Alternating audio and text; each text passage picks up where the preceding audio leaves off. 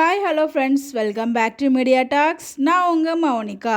So இன்றைக்கி எபிசோட வந்து இதை தவிர்த்துக்கலாம் அப்படின்னு மாதிரி எனக்கு ஒரு ஃபீலான விஷயம் என்ன அப்படின்னு பார்த்தீங்கன்னா, ட்ரிங்கிங் சீன்ஸ். ஆக்சுவலாக ட்ரிங்கிங் சீன்ஸ்க்கு நம்ம வந்து பிடிக்காதுன்னு நம்ம சொல்ல முடியாது. இந்த நேரத்தில் இந்த சீன்ஸ் கொண்டு வராமல் இருந்ததுதான் நல்லாயிருக்குமோ அப்படின்ற மாதிரி எனக்கு ஒரு ஃபீல் இருந்துச்சு.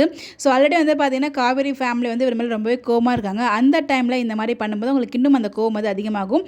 ஸோ அதுதான் வந்து இந்த இடத்துல நம்ம சொல்ல வந்தது.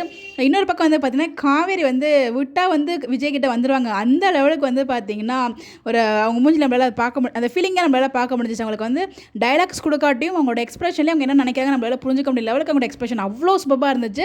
ஸோ வீக்காக ரெண்டு பேருமே வேறு லெவலில் பண்ணிகிட்டு இருக்காங்க. டே பை டே அவங்களோட இம்ப்ரூவ்மெண்ட்டாக இருக்கட்டும். ஸோ ரொம்ப ரொம்ப சூப்பராக இருக்குது. நாளுக்கு நாள் அவங்களை ரசிக்க வைக்கிற மாதிரி தான் இருந்துகிட்ருக்கு. ஸோ இன்றைக்கி எபிசோடில் அவங்க அம்மா மட்டும் காவேரியோட காலை கட்டிப்படாமல் இருந்தாங்கன்னா நேரம் வந்து காவேரி விஜய் கிட்ட ஒடியாந்துருவாங்க. ஸோ அந்த அளவுக்கு வந்து இன்றைக்கி இம்ப்ரெஸ் ஆகிட்டாங்க. ஏன்னா விஜய் வந்து அவ்வளோ வந்து உருகி பேசியிருப்பார். ஸோ என் தங்கம், என் செல்லம், பியூர் கோல்டு அப்படிலாம் சொல்லும்போது காவேரி மூஞ்சி எக்ஸ்பிரஷனை பார்க்கணும். ஐயோ பாவம், பார்க்கவே அவ்வளோ ஒரு இதாக இருந்துச்சு. ஸோ ஏங்க இப்படி எங்களை தவிக்க விடுறீங்க, சீக்கிரம் ரெண்டு பேரும் சேர்த்து வைங்களேன் அப்படின்ற மாதிரி தான் மனசுக்குள்ள ஃபீல் இருந்தாலும், பட் அதுக்குள்ளாட்டி எதுவுமே அது ஒரு பக்கம் ஒரு ஃபீலிங்னா இப்படி பிரிஞ்சிருக்கும் போது இந்த மாதிரி ஒரு ரகலிங்களும், அதாவது ஒரு சேட்டைத்தனமான ட்ராக்குமே ரொம்ப நல்லா தான் இருக்குது. ரொம்ப என்ஜாய் பண்ண மாதிரி தான் இருக்குது.